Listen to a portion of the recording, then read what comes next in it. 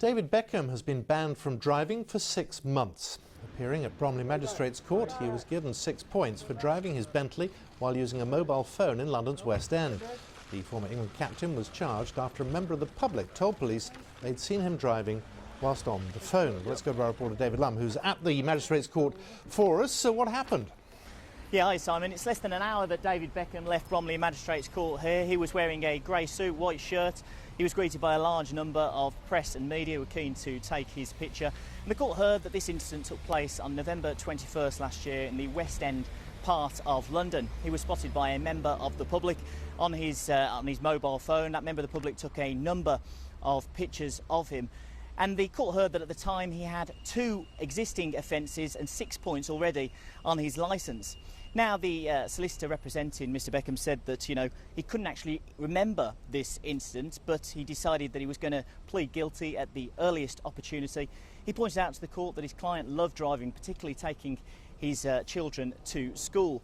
But the district judge said that she had no choice but to impose another 6 points and therefore ban him from driving. She told the court in sentencing, "I take into account the fact that at the time the traffic was slow moving, but that, as you know, is no excuse in law. It is still distracting and still poses risks to yourself and other road users." He was banned for 6 months from driving, banned for driving from 6 months, I should say, given a £750 fine and told to pay £100 costs and a victim surcharge of £75. And was there any reaction from him as he left court? No, Simon, he didn't say anything. I mean, there were a lot of people trying to get a comment, but he ushered into a car behind me and drove straight away. We'll leave it there. David, thank you very much. David Lumb there at Bromley Magistrates Court. In a little over an hour, the FIFA Women's World Cup gets underway in France, and one person who'll be following the action closely is 15-year-old Shannon G from Oxford. She's been playing for Oxford United since she was 8 and was recently selected to appear in a campaign to promote the tournament. Our reporter David Lumb thinks he can do a bit, so he offered to train with her. I've been told about this girl called Shannon who reckons she's got some football skills, so I've come to show her how it's done. Cheeky little. Shannon plays for Oxford United's under-16s. She's been with the club since she was 8 and spends hours every day practising. When she was about 5, I took her to an Irish dancing class and said, "Come on, dance." And she sat there, and then the trainer came over to me and said, "She ain't going to dance for you. She wants to play football." Oh, you can go up. Oh, man. I hated it. It was nothing compared to football. I aim to play football most days after school, and I play at break and at lunch. As well as playing in midfield for Oxford, Shannon's building up a following as a freestyle footballer. Recently, she was filmed by Nike for a freestyle football campaign to promote the Women's World Cup. She's having to juggle her football with school, of course, but she dreams of one day playing for her country and following in the footsteps of people like Ellen White from Aylesbury. To lob, the keeper finds the net. The brilliant goal, scored by Ellen White. The sky's the limit. The sky really is the limit. She does have the right attitude, and she does have the technical potential to one day make it into the England squad. I firmly believe that. I'm just going to keep practicing and keep working hard and see what opportunities open up for me. And who knows, as the England team prepares for its first game of the World Cup, perhaps we're looking at one of the stars of the future. David Lumb, BBC South Today. That's it. See, we're done. Good evening. Families who've lost relatives to epilepsy are meeting in Oxford tomorrow to press the government for more funding to reduce the number of deaths related to the condition. NHS guidelines say people should be regularly reviewed by their GP, but the charity SUDEP Action, based in Wantage, says the only way that will happen is if the government commits specific funding for annual assessments. David Lumb has this exclusive report. Well, I think Jenny mentioned that. Alan was a young lawyer. He was obviously somebody I love very much. It's very traumatic when you experience someone very healthy in your family who just dies out of the blue. It's shocking, and your world explodes. Since the sudden death of her partner almost 30 years ago, Jane Hannah has campaigned for better epilepsy care. There are 1,000 epilepsy deaths a year in the UK, but campaigners say that more than 40% are preventable. NHS guidelines say that people with epilepsy should have a regular checkup to manage the health risks. Jane says it's not happening. People with epilepsy themselves do not actually know that they're at risk. If you don't know what your risk is, people are not likely to go to the doctor to actually ask for a check. GPs used to get funding to manage a patient's epilepsy care, but it was cut 4 years ago. And since then, according to one GP, the percentage of people having a GP review has plummeted from 95% to 29%.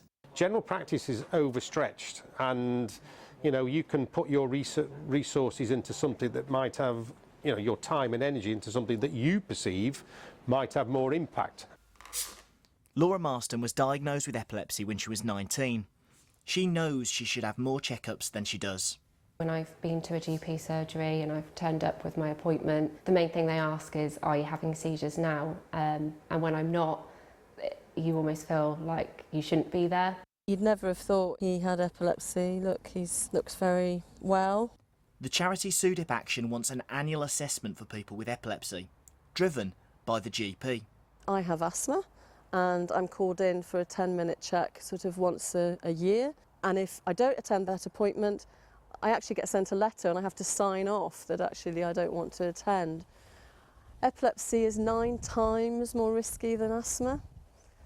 So I think we deserve sort of an equitable treatment. In a statement, NHS England said, those in receipt of medication for their epilepsy should receive appropriate drug reviews, providing an opportunity for a wider checkup. But according to campaigners, the system's not working. They hope stories like Alan's will persuade the government to provide extra funding. David Lumb, BBC South Today. Now on Afternoon Live, let's go nationwide, see what's happening around the country in our daily visit to the BBC newsrooms around the UK. Let's go to David Lumb, who's in Oxford, to tell us about a proud father who's decided to take a stand against Twitter trolls. I'll be with you in just a moment. And Mary Rhodes, there she is, she's in Birmingham, to tell us about exoskeletons and how they're being used by one particular Coventry warehouse. Now, David, another example here of just how low internet trolls can go. Yeah, I mean, absolutely, Simon. I've been to see Ella Markham at her home in Middleton Cheney in Northamptonshire this morning. And she's a Tottenham Hotspur fan, and she's found herself at the centre of a media storm this week after her dad, Neil, posted this video on social media. It shows her dancing following Spurs' 1-0 defeat to West Ham at the weekend. Now, to me, that looks like a teenager having a good time. But when Neil posted this on Twitter, it triggered some really nasty responses from social media trolls. Lots of people are calling her names, saying she can't dance, criticising how she looks. Her dad also got a lot of abuse, but he wasn't going to take it lying down, and in the end, he actually gave out his personal mobile number and invited the trolls to contact him directly so he could have a conversation with them. Well, what's happened since then? Well, the video's had 1.7 million views, but not many people took up that offer to get in touch with Neil. And the vast majority who have seen it have been appalled by the abuse that Ella's received. They've condemned the trolls, and those people include a number of celebrities, the actress Patsy Kensit, Anthony Costa from the boy band Blue, and perhaps most significantly for Ella, her Spurs hero, Harry Kane. Hi Ella, I hope you're well. I see your video of you dancing at the Spurs game. I just want to thank you for your amazing support. I loved it. Obviously we know your family are proud of you as well. We know you're a big fan. We'd love for you to come down and be the mascot for the last game of the season against Everton. The response we've had from people has been absolutely phenomenal.